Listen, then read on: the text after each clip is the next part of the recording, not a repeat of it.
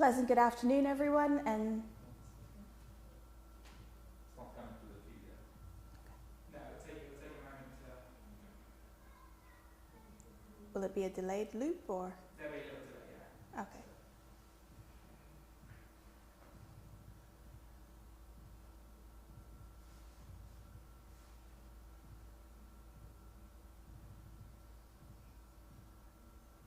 Should I keep going? Or? Yeah. Oh, okay, excellent. All right. Working through the technicalities. A very pleasant good afternoon or good evening to everyone. Thank you for joining us on live stream. Very warm welcome to our guests here in the room as well. And I know that we are being joined by English teachers from across the nation and as well from overseas. So a very, very warm welcome wherever in the time zone you are to the talk this evening. My name is Dr. Melissa Jogie. I am a senior lecturer here at the Center for Teaching, Learning and Human Development at the School of Education at the University of Roehampton. And today I will be sharing with you some of the research that I've conducted on a funded project, which is one that stems from a journey that I started quite some time ago when I did my PhD back in and completed it in 2017, but continued to progress with this topic because it was something, and as I will tell you during the course of the talk, that has evolved into an issue that needs to be addressed and attended to very delicately and sensitively in our school curriculum. So we are broadcasting live from Grove House at the University of Roehampton, and well, right now it's very busy outside, very sunny, and there are lots of students on the lawn. So if you do get some background music, it would be the karaoke machine, which I think my colleagues here might run away and go and join 10 minutes into the talk. But nevertheless, very warm welcome from here. So we can read, but do we? And this is a really important and timely question to ask. According to some of the statistics, over 84% of the world's adults, who we categorize as 15 years and above, are literate. We have made great progress in terms of the last 150 years, where literacy levels have climbed. And even though this has been happening, for some reason, the level of enjoyment of reading and reading levels themselves, research has shown, has declined. So how is it that the ability to read more has not naturally continued into a progression of people acting on it and reading more? I think it comes down to thinking of where, when, on what, and why we read. And these tend to shape our literacy habits. Reading on trains, on tablets, we read tweets, we read texts. How we engage with our reading changes and has changed over time with the media and with the evolution of technology. And I think it does challenge our sensitivity to reading, especially in terms of how many people sit and read a full book these days from cover to cover, when it's so easy to read a summary, read a shorter version of it. Do we have that longevity of reading? Can we sustain the marathon of going through an entire book? And do we want to? I don't know how the pandemic has maybe affected you, but I've found that even having more time with my books, it has been challenging to find time to read. Most of my reading was done on the train, on planes, where I could sit down and have some concentrated time to focus on a chunk of reading. And at night time, well, that doesn't really work, because the amount of times that the tablet has hit me on my head falling asleep, it's a bit of a hazard now. So definitely maybe your reading habit has changed during the course of the pandemic. Yet we see articles and headlines like these. So just in January, as a result of the pandemic, we have seen that pupils starting secondary school with a reading ability of age 6. And this is greatly worrying, that teachers must now help 11-year-olds learn how to read. So we've seen year 11 students, or we see 11-year-olds entering into the school system. The pandemic has happened 2 years ago, and it does raise a question here about what were the reading levels? Is it just the habits in the past couple years that have diminished the capacity of being able to sit and read? Or is it a narrative that extends years and years and years before? So at which point do we see this breakdown happening? Or is it just from starting at unequal levels of literacy when children enter into the education system that has just been compounded and snowballed? These are some of the questions that scholarship has been asking.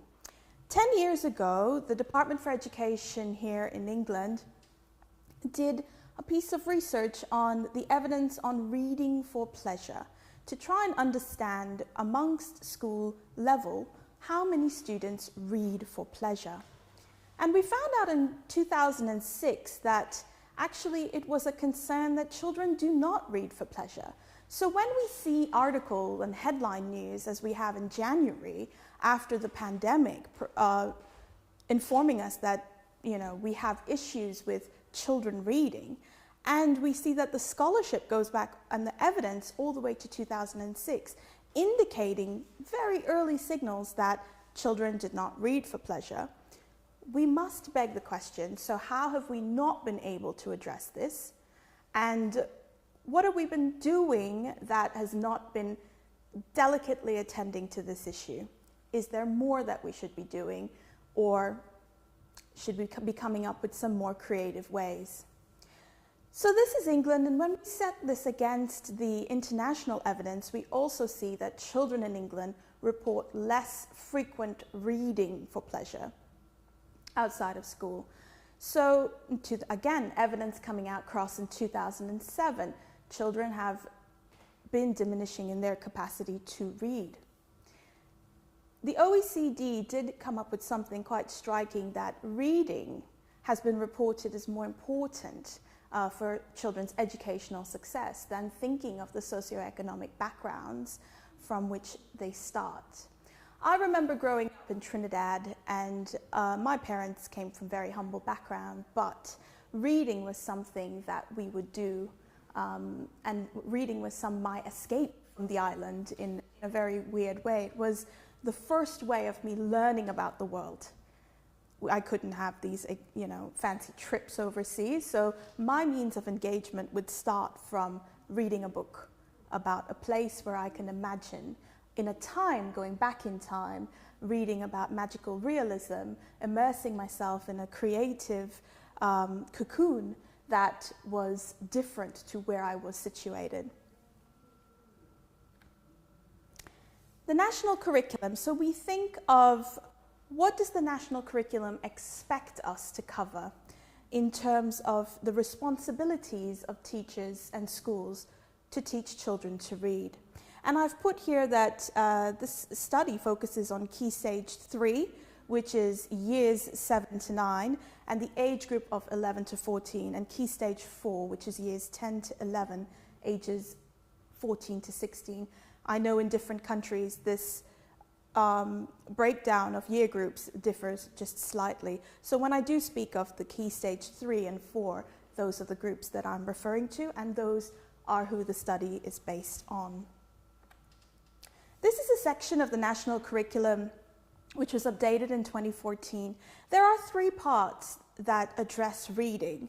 This section and 2 others that talk more logistically about the structure, the language, the grammar, the components of expressing literacy. However, I chose to focus on this in particular because it tells us about the types of texts, the level of challenge, and the expectations of what needs to be covered. So from point 1, you can see that children are expected to read fiction, non-fiction, whole books, short stories, poems, genres, historical periods, and we have them categorized here in terms of the English literature. So we know we have to read things pre-1914, contemporary prose, poetry, it goes on, Shakespeare, of course. What interests me is seminal world literature. Now, we seem to have come a long way from talking about canonical texts and traditional books, but seminal really is talking about the pieces that present important or influential ideas from a particular discipline. So seminal in this sense could go back to those more traditional or canonical books, but it can also mean pieces of literature that are novel, that are very new, addressing particular issues. So if you have a refugee writing a particular book about their experience that is very new, first of its kind, it may be considered a seminal piece of work, making a contribution to this new insider information. What I did find challenging, though, were this part of the curriculum that says, well, we want them to choose and read books independently for challenge, interest, and enjoyment. And it seems that we aren't adequately satisfying that based on the information that we have on the studies of the levels of reading that children do for their enjoyment. This one is of most interest, rereading books to increase familiarity with them and for making comparisons. So it won't be the first time that we would hear that how we assess children for reading is based on the examinations they take. And dangerously, this seems to, support that rote learning capacity for you to have to read something, read it again. It seems almost as if teaching to the test or preparing for the exam. Counter to that, though, we are looking at developing a certain set of skills in terms of reading books to try and make people have that reflective practice of going back, self-correcting, applying again, and using and pulling out evidence in order to cite what they're saying. So it can, again, this comes down to the skill and the craft of the teacher in terms of using this moderately. So we do see what the curriculum expects us to do.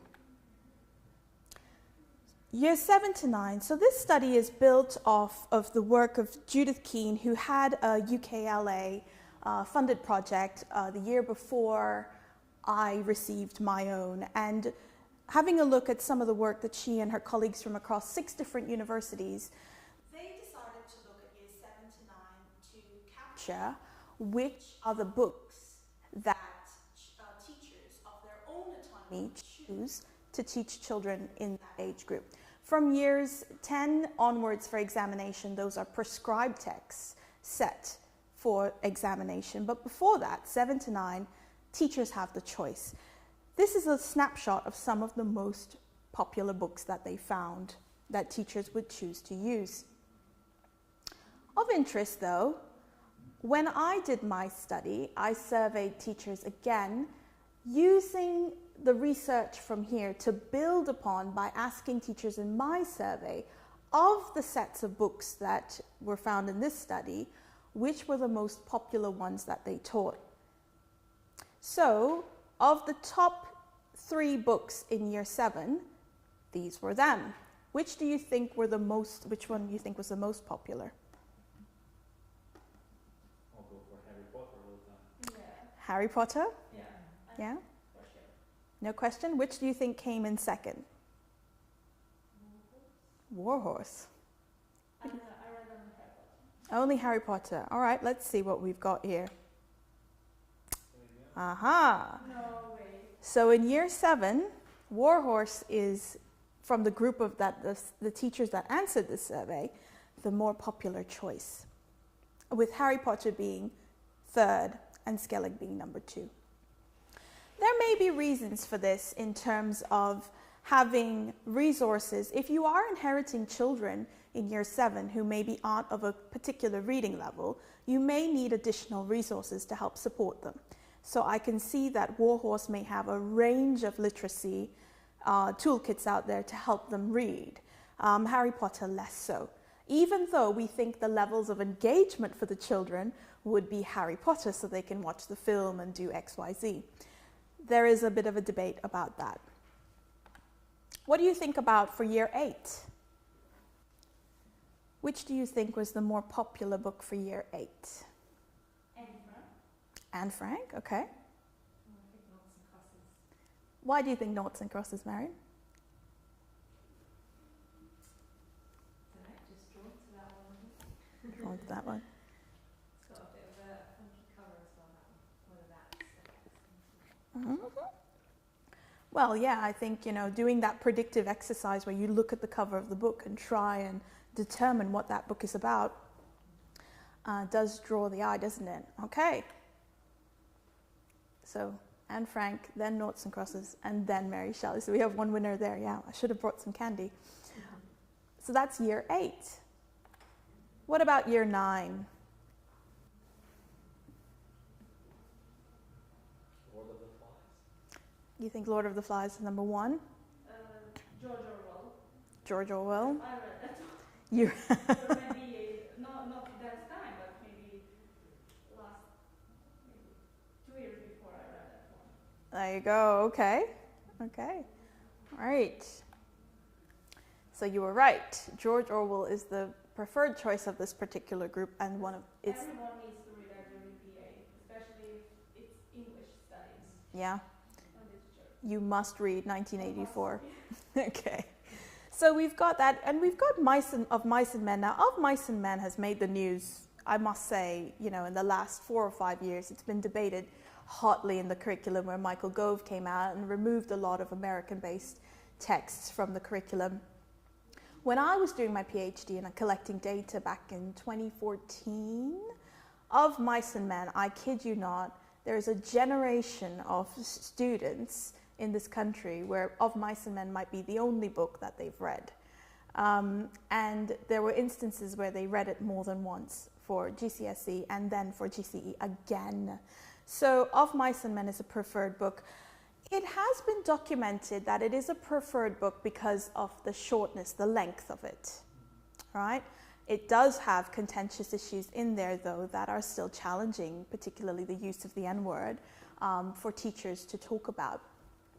So that book, amazing that it is one of the most popular books and written by an American author. So it does tell a bit of a tale there. So what's my contribution? So today, I took a long time to lead into what we're doing. I'm going to tell you a little bit about my journey in terms of how I got started into this topic, tell you some of the contentious issues that arise, some of the strategies that teachers use, which is leading much more strongly into the work, the new research that's been collected, and some of the theoretical construction that can be given to strengthen CPD potentially for teacher development going forward and training. So let's get started. This backdrop is actually of my high school. It's very faint because I didn't want to present too much there. But when I did, my PhD actually opens with a story. And this backdrop is actually my high school in Trinidad, right? And the story tells you that at the time when I started my PhD, I did not appreciate the irony of the situation. And this tells you of actually, when I was doing my A-levels, that I was living in a post-colonial country in Trinidad, being educated through the system, the British system of our former colonizers, while studying their texts, which discuss the impact of their colonization on other countries. It was like being trapped in a bit of a time warp. So there I was reading like Chinwebe Achebe and hearing about these stories of colonization happening on these people. And I was actually part of the inheritance of this system. And these stories, I wasn't allowed actually in my exams when we wrote our A-levels. It was sent to the UK to be marked. So I wasn't even allowed as a student to really relate to my Caribbeanness in the response in my essays, because here in the UK, my examiner wouldn't understand what that meant. So how I was educated and what I was allowed to say and not say tells its own narrative, even though it was about my education. And this inspired, because years going on after I was in Trinidad, I left the Caribbean and went to Australia, where I did all of my postgraduate work, including my master's, which was a post-colonial comparison between indigenous literatures in Australia and West Indian literature. And this later, it was when I was doing my teacher training in Australia. I was sitting in a room, much like this, and listening to a woman talk about how they selected the books to be on the curriculum. And in those 10 minutes, I was inspired with my PhD topic, which was this: how are the English texts selected and taught to students from diverse backgrounds in secondary schools? Because coming back from my own story of being a student and now becoming a teacher, where I was seeing that I still didn't have control to adjust for those texts, made me feel like the voice of the students, it must matter. And where they fit into their own education and engagement with their education must also matter. When I did my studies, I found out that, of course, those students who were able to, and this is well echoed in the literature, those students who are able to make meaningful connections, regardless how they perform in school or how well they write their grammar or how many marks they get, you might find that they have a higher likeliness to pick up a book and read again and engage with it if they can make that connection. So it's not about connecting to just do well in an exam. It's about connecting to be able to belong and to express yourself, and knowing that that matters. So I did my PhD at the Australian National University and did a visiting fellowship at Oxford, where I was able to do this comparative study between the texts in the UK and here. What was unique about my PhD was actually the construction of it, because in order to trace through who had the power to decide these texts, I wanted to look at the cross-section of how cultural reproduction was happening, from the curriculum's viewpoint to down to the books that were chosen, down to the teachers and how it was taught. And my study was the first of its kind to actually capture student voice, because I asked the students in a survey, what did you think about your text? Funny enough is that while my passion at this point in time was for the topic, me as a researcher evolved after this, because I got more enthralled with how I got the data, and now that's clearly infected me and I do a lot of different things. But it was a weird exchange that I no longer really focus on literature, but now I focus on research design and all of these other exciting things as well. So the curriculum, just to give you some of the overview of what I was looking for, well, what in the curriculum, how is it framed, and much like how we looked at the curriculum for the reading, I went through and did an analysis of what were we expected to cover in the curriculum from the UK and Australia, and how did that compare. Looking at the texts that were chosen, pardon me, and it is very bizarre to see the weight of American books that deal with post-war issues in the UK at that point in time, and violence. And now looking at the books, they also have this sort of dark undertone theme, which is a little bit bizarre. I'm not quite sure why. Pedagogy. I wanted to probe issues encountered by the teachers when they were mediating these texts. And they made a lot of comments, and me being a junior researcher at the time, there wasn't enough reflection for me to pick up on contentious issues in the way in which I'm dealing with it today. But there were a lot of comments from teachers in terms of how the pressures they felt to make the curriculum work to get the students to pass exams, which meant forcing meanings into text sometimes.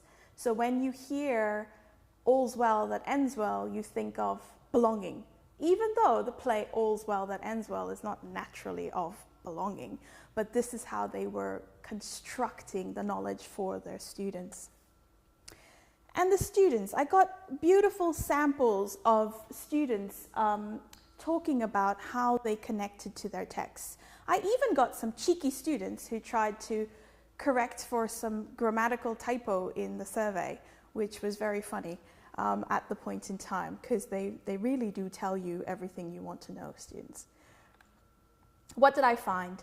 So from interviewing the curriculum board, and at that point I did the AQA in the UK, I spoke to them, and I did the New South Wales Board of Studies in Australia. The curriculum sees text selection as a very administrative task, right? They pay very little attention to the diversity of students. In fact, one of them said, English is a business, and text selection, whatever text you choose, it's not up to us to really have to factor that into attentively. English teachers may have a different opinion. We found that the prescribed texts on the curriculum were there for 40 plus years. And there was this assumption that when teachers had to make choices, they made it based on what appealed to them as individuals. In terms of being compressed for time, they would prefer to choose books that were better resourced, that they had lesson plans constructed for, and that they knew maybe strategies in which to engage students' interests. So this appeal to try and get them to pick new and emerging content was a challenge, and I think many of them felt that they didn't have enough support either from their school or from the curriculum or the expectation of their role to do so. And again, coming back to the forced or the manipulation of the meanings into texts led to a lot of poor reading habits. When I worked as a teacher in the UK, I found that in schools, particularly year 7 to year 7, year 8, teachers use a lot of extracts and a lot of little bit-sized pieces of text. So you get quarter of a story, you don't get the full story. And I can understand the strategy behind doing that, but the trick was getting a mixture of dedicated reading plus engagement with new unseen texts. Students found it very difficult to connect with the meanings in texts and to feel a sense of belonging to the subject matter. And what was really revealing was that the students from higher performing backgrounds felt like the curriculum didn't engage them enough at all. And those from lower performing backgrounds were also left a bit bereft. So when I mean higher and lower, I meant I looked at schools that were higher performing in exams and schools that were lower performing in exams.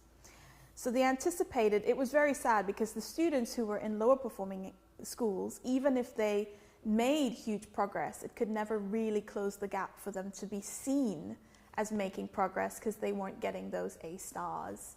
So our examination system still stifles that ability to nurture engagement with content. Right, contentious issues in text. So after doing, that's my PhD in a wrap, but after doing my PhD, a question still led on because talking to some of the teachers, I got stories of using the N-word in classes. I got stories about teaching sheltered Muslim girls about male rape from the kite runner and not knowing how to talk about that concept. I got stories about being a male teacher and having to talk about sexuality in front of a predominantly female A-level class.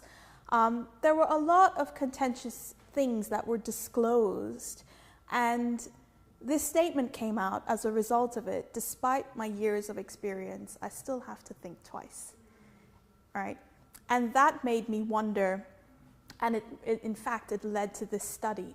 What do they do? So what do teachers do? Is there a pattern to managing contentious issues? So I was awarded last year a UKLA small grant for funding, and I would like to thank the UKLA for this opportunity to be able to do this bit of research. And some of the questions that I'm looking at is how do you mediate culture within the current prose texts? While my PhD looked at senior secondary school, I've come back now to look at where teachers have that autonomy to choose. So we no longer blame the government or the curriculum. We come back to what do teachers choose? So if you have the option to choose your text, what contentious issues come out of that, and what strategies do you use? I was interested in understanding how cultural meanings could be theoretically deciphered. How are we linking some of the content that emerges as themes back into our traditional understanding of literacy in terms of theories and thinking that will better prepare our students to engage with literature in a really deep and meaningful way, which will help them relate to the world in a way that may lead to better exam outcomes, but also underpin the philosophies that train teachers themselves. And I was looking at what patterns can we see coming across the mediating. So again, the strategies. Are there any patterns emerging on how teachers choose to address these issues? And this is the big plan. This is the impact part of it. Can a literacy toolkit be developed to help train incoming teachers on managing contentious issues and give them a toolkit of strategies to use? So the work is still ongoing, but I'll tell you a little bit about the methods. I have completed the survey, which today's findings are based on. I had 251 responses, so thank you very much to the teachers who took part in this. Will be conducting focus groups which are upcoming. 49 teachers volunteered to do focus groups, and I only have placement for 10 and funding for 10. So this is to tell you the wealth of interest coming across from teachers and wanting to have this particular tool. As well, I will be doing a CPD workshop formalizing that impact part of it. So if you are watching and want to be involved, please do reach out. We would love to have your expertise in this part of the exercise. So let's start with getting into the findings of what I got. No surprise, surprise, there were more female teachers that responded in the survey than male teachers.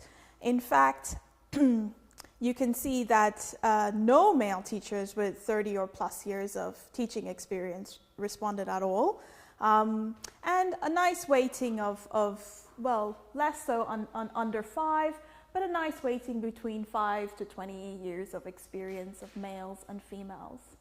So we do have to bear that in mind when we look at teachers by gender, the responses that we got. Not that I think that is an issue, but it is quite telling where are the representation of our males, and maybe they just didn't want to do the survey. Maybe, I don't know, in our secondary classes. As well, we had a lovely distribution of teachers from across England, so we had some representation from schools in different parts. We had a lower response rate from the north, and we had highest number of responses from south. In particular, southeast England, which trumped the responses from London, just by a little bit, and southwest England as well. So great in levels of engagement in terms of responding. And I do hope a teacher from the school wins the £200 book voucher, which we will be doing the live draw for. But that is out of my hands because someone else is making that draw, so it's not cooked. Don't worry, you have a fair chance. Okay, so we'll look at teachers by UK region, and I broke this down into looking at the distribution of the student population in each school. So white majority schools, where the population of students were predominantly white, of course, northeast, completely, northwest, you've got southwest, and no surprise, surprise, the cultural diverse students are predominantly from those schools in London or in the southeast. Why I did this is because I did the analysis collapsing what are some of the strategies used by these teachers in these particular schools. Of course, this is only reflective of those who have responded, but that just paints a little bit of a picture of the race and background of the students per school. So there were 18 different contentious issues that I collapsed based on the research that I did looking at Judith Keen's work with her colleagues earlier on from their study. So reading the text that they picked up, I decided, okay, let me have a look at this and pull through those 18 types of contentious issues that can emerge. There are a lot of different resources out there that try to address helping teachers to teach contentious issues. One of them is an example here by Ramos, who has an entire website and a guide on helping teachers cover issues of race, gender, sexuality.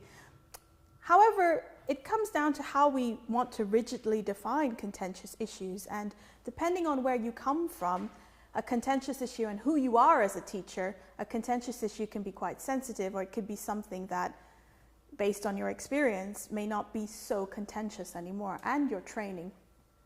So this does vary, and we have to keep that level of flexibility in mind when you see the categories that I've created. And these are them. So based on the books that were shortlisted as the most popular books taught from year 7 to 9, these were some of the issues that arise. So immigration, no surprise, xenophobia, discrimination, all the way down, gender, homophobia, family expectations, peer pressure, alienation, pariahdom, intolerance, poverty. Poverty is one of the interesting ones because poverty is consistently taught across from year 7 to 9. And then a lot of the work and the scholarship coming out says that we are in England a nation obsessed about social class. So I wonder how far that goes back. Is it a circle of issues where because teachers are trained from doing their degrees and hearing about it so much that they see the issues in the text constantly, or is it the other way around, or is it like a bit of a cycle? But it was very telling. Stereotyping, shaming, bullying, self-discovery, racial or gender violence versus discrimination, displacement, asylum seeking, and genocide. Now, what's the point there? And I do apologize for reading out all of those because that's really bad, but I really wanted it to stick with you. The point here is that if we take a snapshot of this, we can see what the issues are in books that children from year 7 to 9 are reading. So these contentious issues start to shape their social understanding of the world, their cultural understanding of the world, their political understanding of the world. And this is something that we can think of when we want to talk about shaping the curriculum, the whose knowledge is in the curriculum, whose story is in the curriculum. We've heard Michael Apple talk about that a lot. And it's trying to put the gas on the other foot here and go, instead of the who, let's look at the what is being examined in these books. Is this really the compositional foundation, and is this adequate in terms of issues that we face in our society? Are we missing anything? So when we look at it by year group, this paints a very interesting story. And as I told you, the brown line in the middle is poverty, which is consistently spoken about. The ones that are mostly spoken about in year 7 start with the top bright blue line. Racial discrimination is hit very hard in year 7 and then peters out into year 8 and 9. You can get a little bit, but there's a significant kind of drop there. As well, the ethnic cleansing and genocide is taught in year 7. All right, and then that goes down as well. And we also have religious intolerance that is focused on in year 7, and then that diminishes as they go through year 8, year 9. What increases is alienation.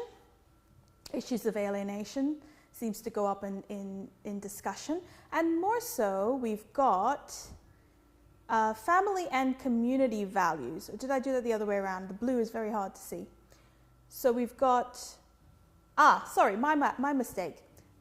That blue is the racial discrimination goes up from years 7 to 9, and it is the family and community values that comes down as they proceed in the year group.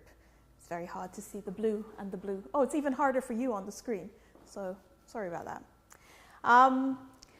Gender awareness, different issues. So, and I wonder though, how many of the issues that they pick up in year 9 is to help them start getting prepared for year 10 when they have to do exams. But again, the rate of issues that you pick up in year 7 does help you think of the complexity and the sensitivities that children are learning about in schools, right? How well do you prepare them? And I thought that stereotyping, shaming, and self-discovery is the one that seems to peak in year 8 as they get into that sense of awareness. Right, so strategies for teaching. And you know that good old saying, a band-aid for every cut? I changed it a little bit, a brain aid for every conundrum. Comic relief. I was very surprised at seeing on Pinterest that there are so many strategies offered for teachers. And I came across this one just today of a Pinterest site that has a strategy for almost everything under the sun, including the art of leadership. All right. And I thought, wow, look at all of these constructions of strategies. Do we have strategies, though, for these contentious issues? So I did a lot of reading and thinking, and based on work from my PhD and scholarship that I've been reading, I looked at how teachers have approached some of these issues or could potentially approach some of these issues. And the strategies that I came up with were these. And these are what were offered as options for teachers to choose in their survey. So you can move past the issue, you can draw on your personal values or your philosophy when you're faced with a difficult thing to talk about. You could focus on the author's intention, just deflect back into the book, right?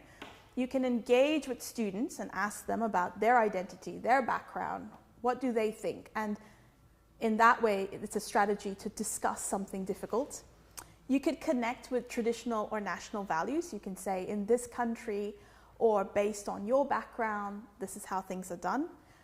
Go back to the school curriculum. What's the guidance on dealing with this particular issue? Look at debates within the text only. So do a very insular dive on what does the book try to talk about exclusively and not really take it to the students so you can contain for that. Highlight discussions of broad and relevant social issues. So you go a bit beyond and you look at the war and you look at things that are happening in the news as a means to disarm conflict. Contextualize it in contemporary settings, situating it very much in the now and how things have changed. Negotiate students' interpretations alongside your own. Say, how do you feel? How do you feel? How do I feel? And be a participant in the knowledge creation. Or emphasize relations of power underlying the issue. And you get to the, how did we get to people being typecasted like this, right? It's because people in power made some decisions that have had this impact on us going forward. So these are some of the strategies to help people, which were offered to teachers to say, which do you choose when a particular theme comes up? Right, now, big apologies about this because it's going to be hard for you to see, but in all schools, these were how I broke it down was the contentious issues are there that could potentially emerge. We have the strategy variability. So low, the green box, means that teachers felt most confident in using a particular strategy or a consistent one. They seem very decided. The red boxes are where they had multiple ways to deal with a particular issue. Most likely to, and if you can see that, you'll see they were most likely heavily to lean on highlighting discussions from other broad and relevant social issues more than anything else. All right? So they went to that. When it was a contentious issue, this is what we did. And then the least likely to, and a lot of here is in general across all schools, focus on the author's intention only. So they moved away from who wrote the book and why they wrote the book and how they wrote the book as a means of dealing with this. So, and the ones that I didn't highlight just had a balance of those issues. One of these had high levels of fluctuation, but the most popular likely issue was to negotiate the student's interpretation, and that was related to shaming or bullying. So bringing in the student in a concept of bullying seems to be one of the preferred ways of dealing with that particular issue, rather than going outside or doing anything else of the strategies that we spoke about. This was another one where it was decidedly, when talking about self-discovery, it was preferred that teachers were most likely to engage with students' multiple identities. So talking about getting the student's viewpoint on that was one of the things that they did. So when you look at this picture overall, some of the takeaways were, well, why was this one particular strategy to highlight discussions of other broad and relevant social issues? Why was this maybe the most preferred strategy, and what made it effective? This is one of the questions that came out of the analysis. Was it a deflection that this just seems the easier way to deal with something, or is it an effective strategy in itself for teachers? Left to be seen, and we'll pick it up in the next two phases of the research. The interesting story really lies where we looked at the responses from teachers who had predominantly white students only, right? So here we have where there was high variations in terms of between family expectations and shaming and bullying. These teachers preferred to negotiate the student's interpretation alongside their own, which was a deviation from having that broad social and relevant social issues discussions, right? But when you look at the low, things that they were much more certain about, they were least likely to draw for issues of racial or gender violence upon their personal values or philosophy. So there was a definite disconnect that they were not going to try to relate to violence in that way at all from their experiences.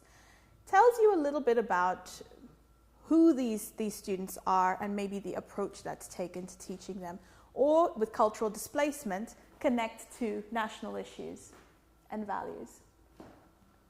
Now this paints a very different picture, and some of the observations here was in this particular table, there is no reliance or reference to relying on the curriculum or going back to the curriculum, either as it being preferred or not even not preferred. So maybe the curriculum, what we can infer is the curriculum is maybe designed in a way that will enable for them to teach and use what they have. There was also less reliance on author's intent or the drawing on personal values or experience. And this begs the question, really, the point to bring home is, if there were not very diverse children in these schools, do we need to engage with diversity? We know about diversity. We've been talking about multiculturalism and diversity and all of that for years now, right? Do we need to actually have multicolored people in the room in order to engage about diversity?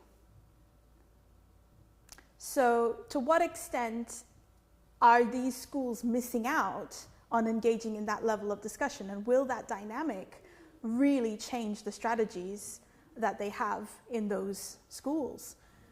It's a bit of a question. Now let's look at the culturally diverse schools. A few things to highlight here. Suddenly there's a shift with the more, the direct strategy where teachers felt most confident with talking about racial discrimination and peer pressure and self-discovery. It wasn't no longer about just the broad, relevant and social cultural issues. It was the engaging with the student's identity, being able to bring the student into the fold and into the discussion. Look at how least likely they were to go back to the curriculum. That tells an interesting story. If they are not going back to the curriculum, clearly a lot of the meaning making is happening elsewhere in the classroom or with the particular issue, right? And they're also least likely to connect to tradition or national values. And this raises the question here now. This signposting of not going back to the curriculum maybe tells us that is there something lacking in the curriculum to support this level of engagement that they need in terms of strategies? And what about the national stories? Is it that the texts make the students feel otherized? And are we working from a deficit model in the sense that the narratives that are in the text about people being bullied or harassed, are they making students identify as the victim within these texts and therefore not being able to escape that deficit model? This is another question coming out of it in terms of a strategy, and maybe why these teachers are not relying on going back to that national agenda. All right, teachers with less than 10 years of experience had more confidence in these particular issues highlighted in pink. And I found that interesting because in their degree training, you would find that these are maybe some of the issues that are spoken about a lot in your teacher training program based on the content that you have. Whereas here, so if we look here, we see that poverty and privilege, there's certainty, there's a certain confidence about talking about poverty and privilege in terms of the strategies you would use. Whereas here, oh sorry, I picked the wrong one. Peer pressure was high for the teachers with less than 10 years experience, so they would use multiple strategies to deal with peer pressure. Teachers with much more experience, low. They were much more confident about how they dealt with peer pressure. So it does tell you something here also in terms of where they felt, the more experienced teachers, more confident, very different issues based on the issues that these teachers had. So levels of confidence varying. And I wonder if that came about as a result of not engaging with students' multiple identities as a frequented strategy. So they seem to be a lot more, with their experience, setting the parameters of how to talk about a particular issue. So no matter where that student was coming from, they can situate certain issues better than less experienced teachers who tended to shift and have more confidence in some strategies that were not necessarily aligning with those who had more experience.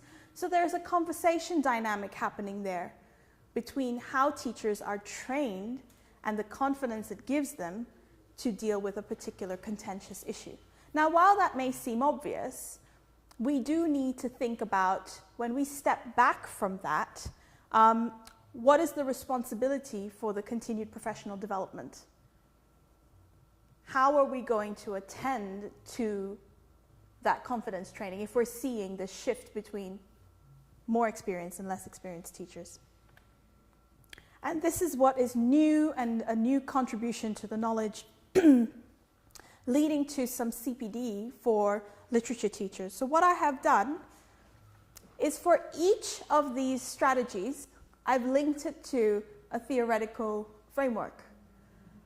And if we can map this, this needs to be consolidated in the next two stages of the research.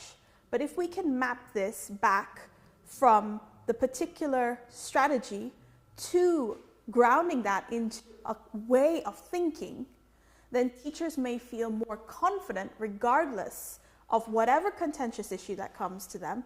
They have a strategy in their toolkit to be able to address it. It's no longer just based on their experience of what they know and can draw on. That is the intention going forward. All right, so I am very aware that that was a very long talk, but we're going to move on to something more exciting. So for those teachers who participated in the study, they got an opportunity to win £200 for their school's library. And we've got those names in a bag, and I might call Jose up to help me do the live draw. The bag is next to you. So maybe I hold the bag and you draw, and you can see that I don't have any magnets on. You pick the winner. Okay, Give it a good stir. Is it your name? Wait. Sherfield School. Oh, Sherfield School. Okay, congratulations, Sherfield School. Thank you. And we'll hold on to the winner, and I will send you an email so that your school can collect on that. Does anyone in the audience know where Sherfield is? No. I only heard for Sheffield University. Oh, well, this is Sherfield, so Sherfield, so it's the other. it's something else. We will look it up, a geography lesson for everyone. All right, so congratulations to them. And that is the end of the talk, but I think we'll take some questions if there are any questions from either you guys or from our online audience. I do want to say thank you very much for listening. Do appreciate it, you taking the time to be here with a very heavy theoretical discussion on a Friday evening. I feel like I owe everyone dinner. Richard. Melissa, thank you, and thank you for highlighting contentious issues as an idea and a professional practice, obligation perhaps for teachers to engage with materials that are actually within programs of study in schools. But I think then you have to take steps back, as you've done, I think, in your research, and you've understood that the issues are systemic, even though the programs of study are there. For example, one example that I've been exposed to in the last 2 days is the issue of consent in sex and relationship education that is taught at Key Stage 1. Now, in that sense, again, that might shock, some of the listeners that you would engage in something like that for children aged between 5 and 7. But there are resources that are available to help teachers deliver that at Key Stage 1.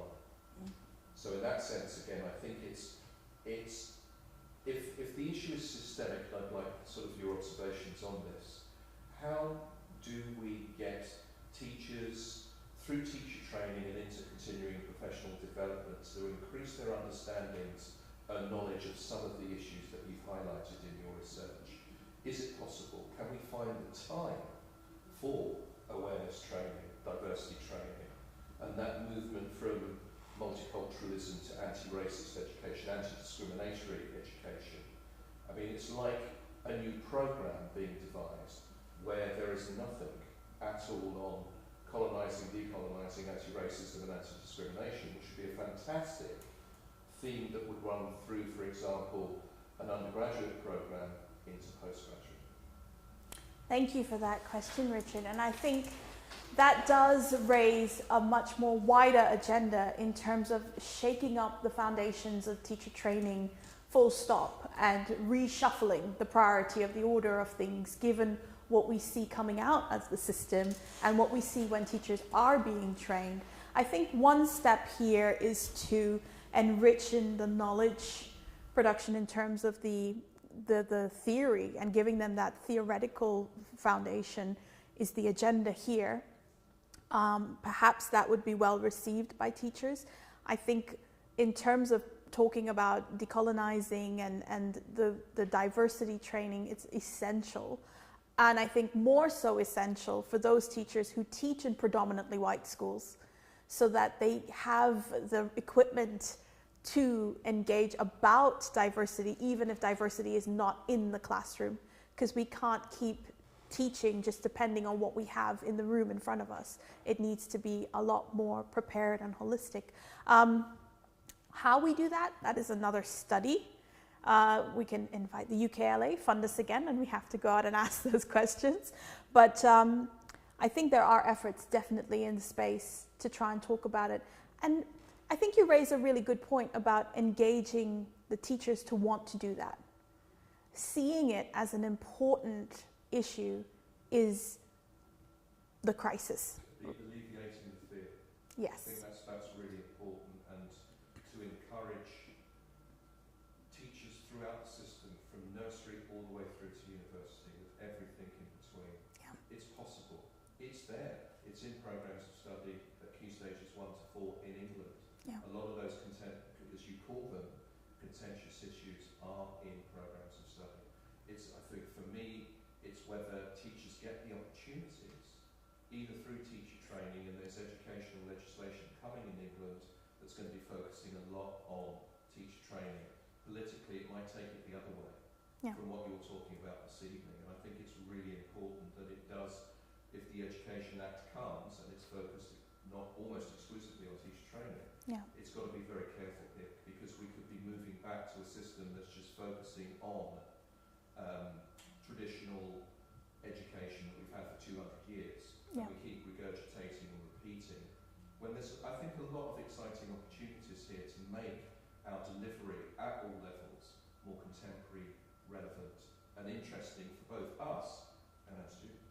Yes, I agree. And it goes back to the beginning of the talk about needing to get people to read again. So getting your voice heard might help with that. Yeah. Question? Any other question? Nothing from the chat now, but picking on some of the things that were being said already, and thinking about the full spectrum of, as we just said, from teaching, training from nursery all the way to university. We're talking, this was very much focused on teachers, but when we're talking about at the university level, it can go from going through any sort of text, from classical and ancient Greek texts all the way to modern literature that will touch upon a considerable number of topics that will be contentious, or that will leave lecturers uncomfortable in having to teach. Yeah. Is there, in your perspective, is it a different approach at the university level to teach at students at the university level? How we approach those compared to what we do with teaching at the ages that you are exploring that? So I think the duty of care varies, because sometimes you may raise an issue in a particular school context, and teachers are constrained by the ethos of the school. Whereas you find in universities, you may not have that level of constraint, and you also don't have that extreme duty of care in terms of brokering down how to talk about a contentious issue. I have also, when I was doing my PhD, one of the studies in my school, they were not allowed to talk about, they were not allowed to fly certain flags, they were not allowed to talk about external politics because of wars that would happen with different groups of people outside in the community or in the playground. So when you entered the school, that had to be a safe ground, and certain topics being off ground was part of making it a safe space. So I think that is a concern that makes it difficult in schools versus what we can do at university. Just to follow up on that, Melissa, and to our colleague here, teachers have had the right, parents and students have had the right to be withdrawn from practice in England since 1944. Mainly for that came through the 1944 legislation about religious instruction. But again, I think, if you're taught this, if you draw an ethical boundary around a contentious issue, the student does not need to be in the class. So if we're talking about primary and secondary schools, if their parents are informed, then the parents can make the decision depending upon the cultural sensitivity of the issue.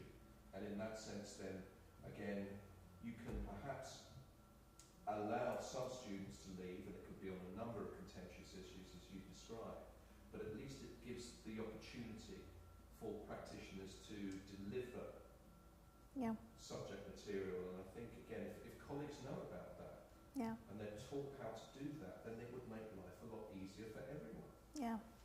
I think too, for the teachers who are mostly on live stream, I think it is challenging for them because the duties of them as teachers have really been impacted in terms of even doing extra teaching classes now on reading, supervised teeth brushing, healthy food choices. I mean, they share a lot of the responsibilities of almost co-parenting with parents. So they may get to a point where they say, where am I the teacher and where am I the co-parent, and how does that break? So it would be a very difficult thing to get the balance right for as well. And I think they need to be part of that conversation. Question, yes? First of all, I'd like to say thank you, Melissa, for this wonderful presentation. Thank you. I really enjoyed listening to you. And as I previously mentioned, I'm an English teacher. And this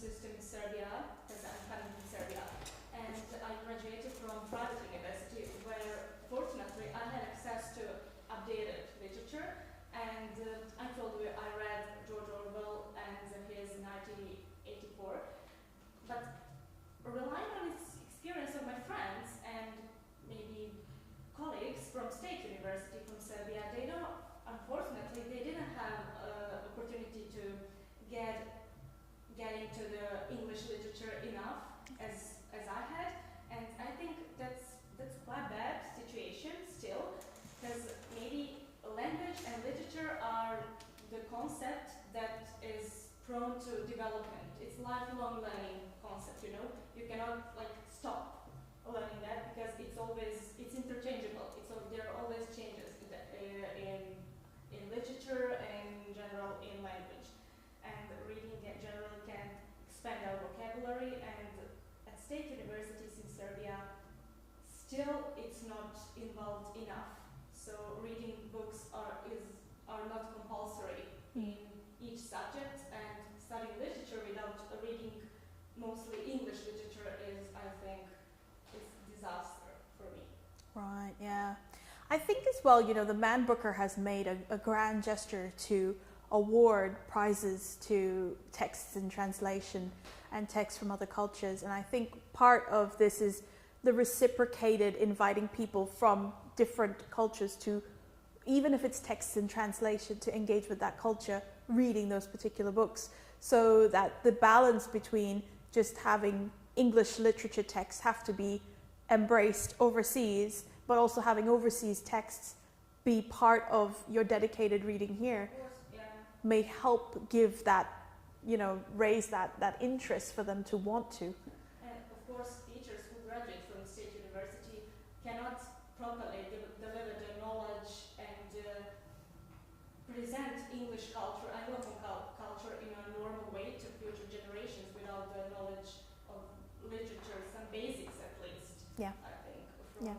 England's literature that is quite famous. Yeah, there's a little thing that I do, which is every country I travel to, I go to the airport bookshop or a bookshop in that country, and I ask the locals, what do the children read in school?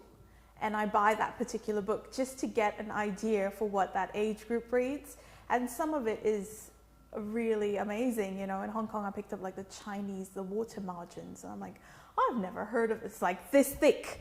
I'm like, my gosh, our students here will never read this so thick book. But I think it is very exciting to see what the children do read. And As I heard, sometimes, not in all school, children are reading like, I don't know, some cliff notes or something like that Yeah. instead of the book. Yeah. So it's also happening, and I think it should be changed in the future, maybe to motivate students to read more. Yeah. Maybe to give them opportunity to choose something, freedom of to choose something they like. Yeah. That would be nice, I think. that would be good, yeah. I think right now there is talk about teachers having dedicated reading time. I don't know how we're going to get all these hours in the day to fit in dedicated 20-minute reading time. And maybe some things we introduce don't need to be permanent. They just need to be an injection of trying something until it works and you get that habit happening, but we'll see how it goes. All right, well, I want to thank everyone for coming, and thank you to the online viewers, and hello to my relatives. Thank you for not writing any comments on the chat there. They're well behaved. So to our overseas guests, all the teachers in England, thank you for joining, and have a very pleasant weekend.